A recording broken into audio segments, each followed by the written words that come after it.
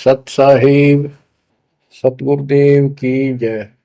बंदी छोड़ कबीर साहिब जी की जय। बंदी छोड़ गरीबदास जी महाराज जी की जय। स्वामी राम देवानंद जी गुरु महाराज जी की जय हो।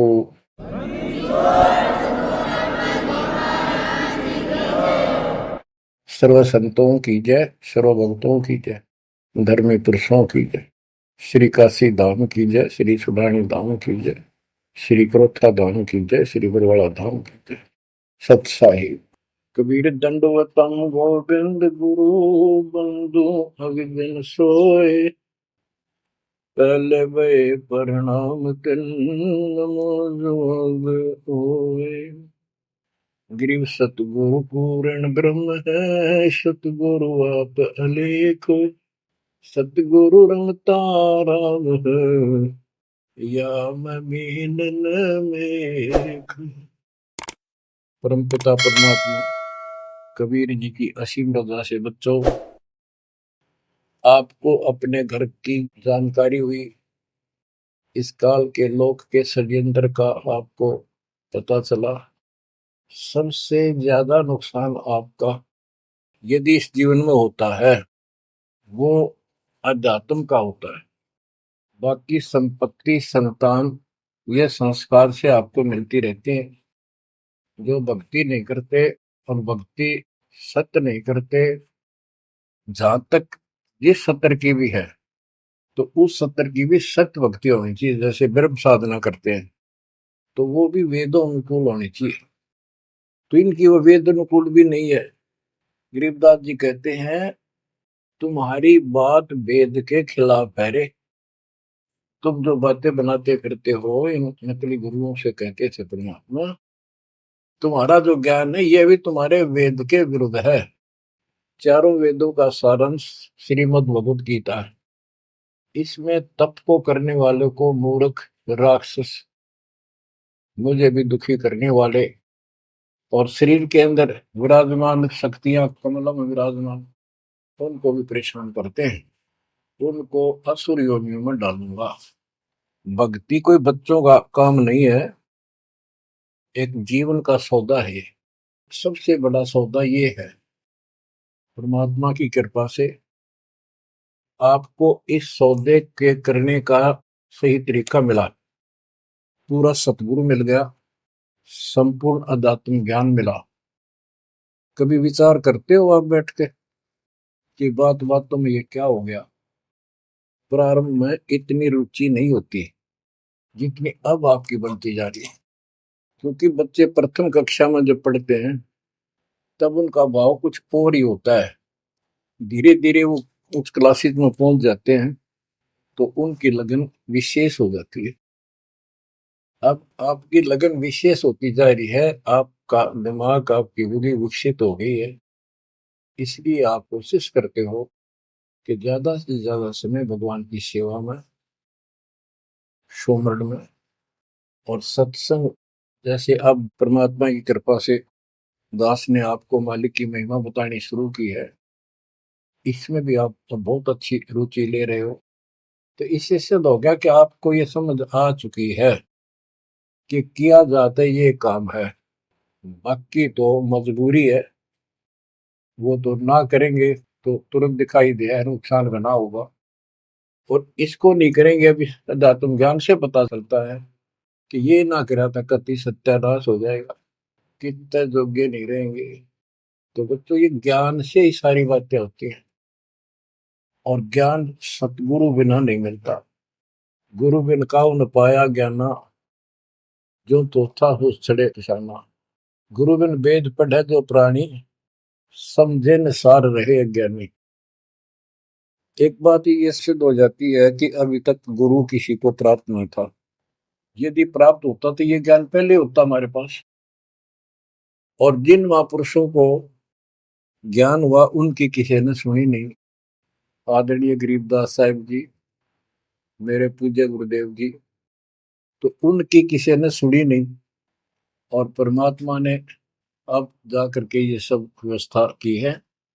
उनका वचन था, जो कलयुग 5505 बीत जाएगा, 5500 वर्ष बीत जाएगा, तब अपने एक दास को भेजूंगा। गुरु बिन काहू न पाया ज्ञाना, जो चौथा बूसड़े किसाना। गुरु बिन वेद पढ़े जो प्राणी, समझे न सार रहे ज्ञानी। तो बच्चों, अब वो आपको गुरु प्राप्त हुआ है। जैसे आपको बताया कि ये सौदा फिरना ही संतो, यो सौदा फिरना ही। मनुष्य जीवन का जो सौदा है, इस मानव जीवन का जो सौदा, इसमें अगर नुकसान हो गया, ये बहुत ज्यादा नुकसान है इसका।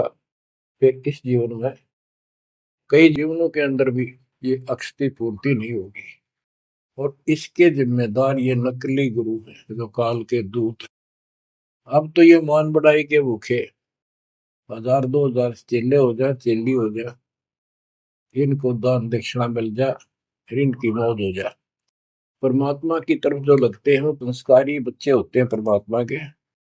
जैसे गीता अध्याय 7 श्लोक 12 से 15 और 20 से 23 में काल कहता है कि तीनों गुणों, रजगुण ब्रह्मा, सतगुण विष्णु, तमगुण शिव जी से जो कुछ भी हो रहा है, उसका निमित्त मैं हूं, वो मेरे कारण हो रहा है। इसको 1 लाख मानव शरीरधारी प्राणियों को नित खाना होता है। उनके शरीर से तपतशिला में भून के, उनमें से सूक्ष्म शरीर से वो शोरबा निकालता है। और जीव को इतनी पीड़ा होती है, मूर्छित होने के बाद वो अचेत हो जाते हैं, तो उसके बाद उनको उठा के फेंक देता है।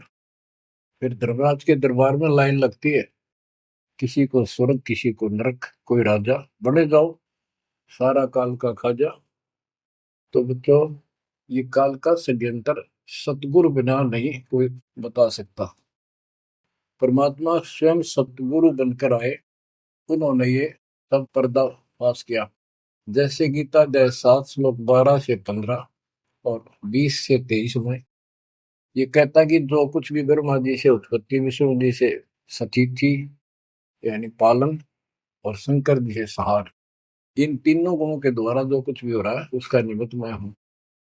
फिर स्पष्ट कर दिया कि जो केवल इन तक की भक्ति करते हैं, ब्रह्मा विष्णु महेश तक तीनों गुणों की जो भक्ति करते हैं, और इनसे आगे कोई बात सुनने को तैयार नहीं है, राक्षस स्वभाव को धारण किए हुए मनुष्यों में नीच दूषित कर्म करने वाले मूर्ख, ये मुझे भी नहीं बचते।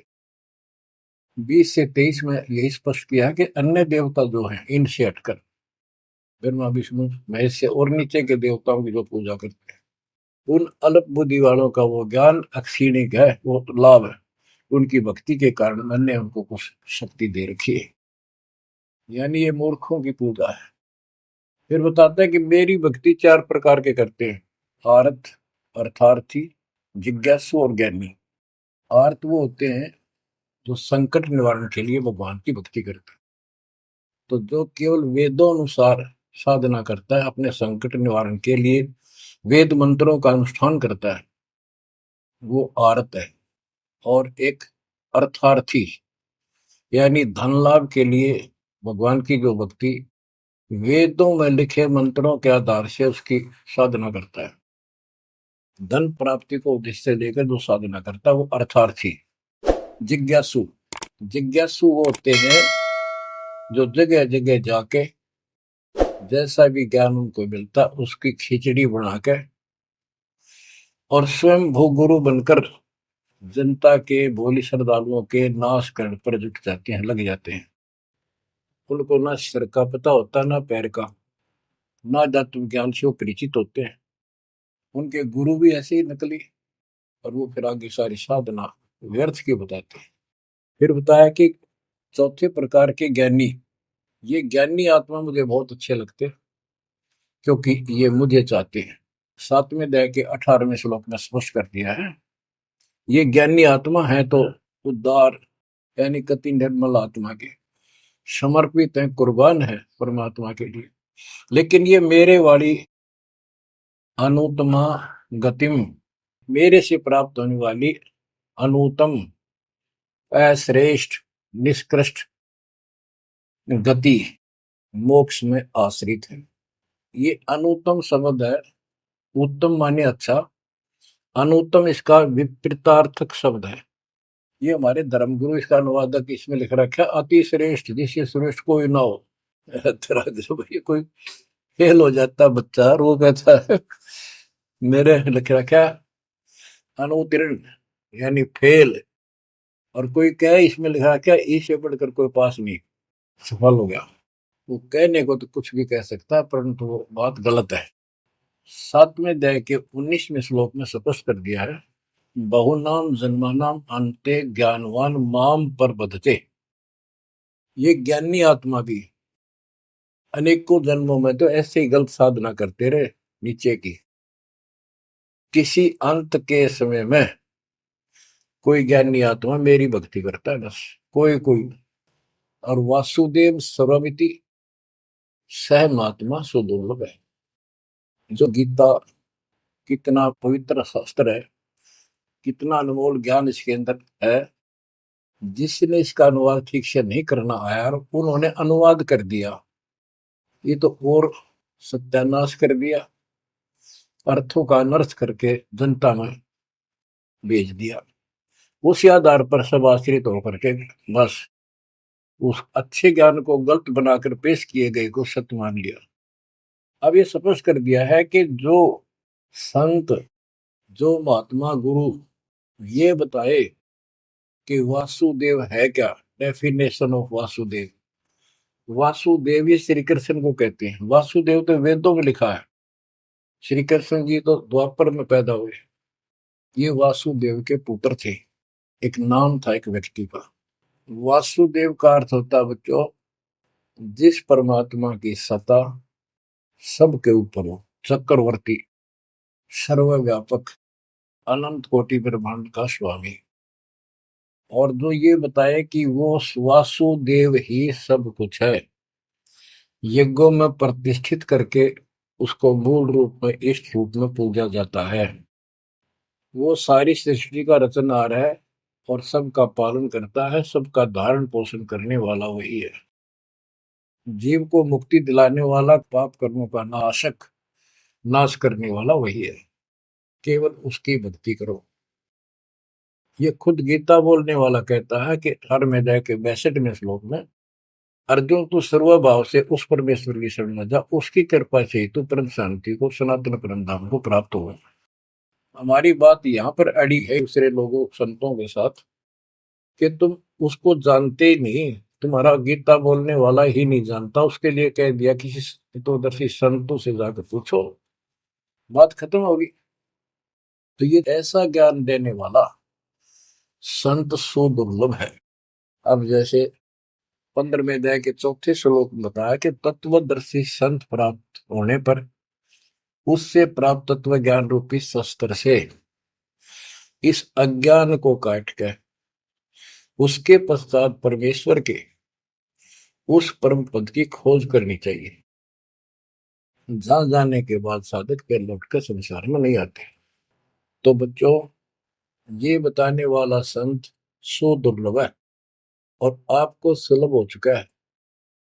तत्व ज्ञान कोई ना कर झूम करा, पैसे ऊपर नाच सुनो रे झूम करो, कोटो मध्य कोई नहीं रे झूम करा, अरबों में कोई गर्क सुनो रे झूम करो। तत्व ज्ञान बताने वाला संत, हे झुमकरा, हे राम राय, आपको करोड़ों में नहीं मिलेगा, अरबों में कोई गर्क। गर्क का अर्थ होता है कपि परिपूर्ण, हर तरह से उसको अधिकार हो दीक्षा देने का, उसको ज्ञान हो संपूर्ण, पूरी भक्ति विधि उसके पास हो, उसको गर्क बोलते हैं। गर्क यानी सर्वसंपन्न। तो बच्चों, फिर वो सतगुरु क्या बताता है, यो सौदा फिर नाही संतो, यो सौदा फिर नाही, यो सौदा फिर नाही रे संतो, यो सौदा फिर नाही। बच्चों, एक सेकंड में, पल में पता नहीं अब फूक निकल जा कब, और जिसका लालच देकर अपने को मूर्ख बना रखा, कति महामूर्ख। आपको और थोड़े से दिन में ये ज्ञान सुनते रहो, अच्छी तरह समझ में आ जाएगी। लेकिन हम मूर्ख बन चुके हैं, हम मूर्ख बनकर संस्कार खराब कर चुके हैं। हमारा संस्कार परिवार जो कुछ भी ये बन चुका है, अब हमने इसको सेट करना है। अब काल के दाव को ऐसे काटना है, इन बच्चों को भी मालिक की शरण में लगा देंगे। अब उन संस्कार को कभी खत्म कर देगा परमात्मा। जिसने एक दूसरे को कष्ट देना था, और कोई ये वैसे नहीं आ रहे बेटा बेटी बन के, कोई न कोई ऐसी रोज कट्टा सा चुभ हो जाते हैं। कोई लड़का बकवाद करे लट्ठम लट्ठा हो जा, कोई लड़की बकवाद कर दे भाग जा, दूसरी अपने कुल की मर्यादा तोड़ के तो माँ बाप रोक रो मर जा। तो अब परमात्मा इनको ऐसा सेट कर देगा, ये भगवान के बच्चे बढ़ के लाइन पे चलेंगे। उदाहरण देख लो, आपके प्रत्यक्ष सामने है। जिनके सुथरे दिन आगे सुदिन, उन्होंने दास के प्रत्येक वचन को फॉलो किया। बेटी क्या होती है? बेटी पिछले जन्म का हमने इसका की तो मार रखा होता धन, और उस बटेऊ का जो बेटी का पति बनता है, पिछले जन्म में हमने बकवाद करके ठगी करके इनको ठग रखा होता है। और फिर वो छाती पे बैठ के लेंगे सारा और देना पड़े। तुमने उस दरगाह का मैल नहीं देखा, धर्मराज के तिल तिल का लेखा। भगवान देगा, उसमें कोई दुख नहीं होगा। ऐसे अटपट बकवास करके कितने ले लियो, पाई पाई देनी होगी। अब ऐसे संस्कार बदलता है कबीर भगवान। अब इन बेटियों को हम एक चवन्नी नहीं लगती हमारी, एक पैसा नहीं लगता। और बेटी कति खुश होकर इस ज्ञान को समझ के और अपना जीवन सफर शुरू कर देते हैं। बच्चे आश्रम में शादी कराई और जाओ कमाओ बेटा और भक्ति करो भगवान की, 2 रोटी देगा दाता। काट दिए संस्कार सारे, ना तो मरते तुम तक है। आज बात आ गया, कल सूचक था। अब बालक का होगा, छोरी को पहुंचाना से नुलाना से, कोथली आगी सिंधारी आगे बिरान मट्टी साट चून नू ले फिरे जाते पका के, और लेना एक न देना दो। तो अब ये संस्कार में हम फंस गए। लेकिन समर्थ की शरण क्यों लेते हैं? इसीलिए तो देते हैं कि हमारे बिगाड़े हुए कर्मों को, हमारे किए गए उत्पातों को अब दाता ठीक करेगा। और करने लग रहा है, धीरे धीरे कति क्लियर भी हो जाएगा। तो अब आपने और हमने क्या करना है, हम करते क्या रहे। सौदा क्या होता है? जैसे 10, 20, 5, 7 लाख रुपए लिए किसी से उधार पे, और देश प्रदेश में चले जाते थे। पहले वहां धर्मशालाओं में रुकते थे। जिनको लगन होती थी, जिनको ज्ञान होता था, वो धन से सौदा खरीद खरीद के दुगुना तिगुना चौगुना करके अपने घर आते थे, और मालो माल हो जाते थे। आप भी सुखी, परिवार भी सुखी। और जिनकी बुद्धि भ्रष्ट थी, उस पैसे से वहां जाके शराब पीते, होटलों में ऐश करते, और जब वो खत्म हो जाती थी, मुंह लटका के घर पे आते। जिनसे उधार लेके गए थे, वो कहता ला वापस थे, ना मजदूर लग जाए। तो बच्चों, ये वही प्रमाण दिया है। जो आज ठीक ढंग से सच्चे गुरु के पास जाके और डट के भक्ति करेंगे, मर्यादित रहेंगे, वो इस मनुष्य जीवन की पूंजी को दुगुना तिगुना चौगुना कर लेंगे। और कुछ मूर्ख भक्ति करते नहीं। तो बच्चों, ये जीवन का सौदा है। यो सौदा फिर नाही संतो, यो सौदा फिर नाही। जो प्रदेश में जाके अपनी पूंजी नष्ट करके आ जाते हैं, उनकी दुर्गति होती है। और जो इसको संभाल लेते हैं, वो साहूकार बन जाता है। कबीर शब्द निर्धना धन कोई, धनवान उसको जानियो जिस पर राम नाम धन हो। यो सौदा फिर नाही संतो, यो सौदा फिर नाही, यो सौदा फिर नाही संतो, यो सौदा फिर नाही। लोहे जैसा ताव जात है, लोहे के साथ ताव जात है, काया दे सराही संतो, यो सौदा फिर नाही। यो दम टूटे पिंडा फूटे, हो लेखा दरगाह माही संतो, यो सौदा फिर नाही। तीन लोक और भवन चतुर्दश, तीन लोक